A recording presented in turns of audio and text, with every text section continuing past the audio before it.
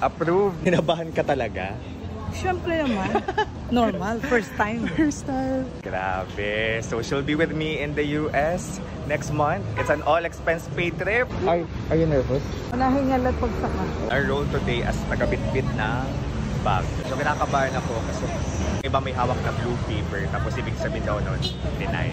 Kung walang kasama, may mga ate dito, pwede kayo mag-iwan sa kanila ng inyong mga gamit or electronics. Tapos may bayad doon. Doon yung US Embassy.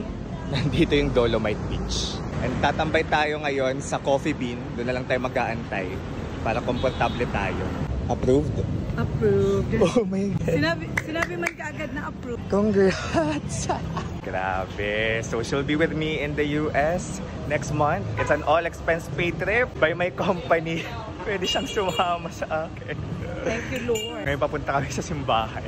We have to look for the church. The next appointment. Kung magta-travel kayo in the Philippines, US, you can book your activities, hotels on Klook and just may promo code DaveGinoKlook para maka-discount kayo.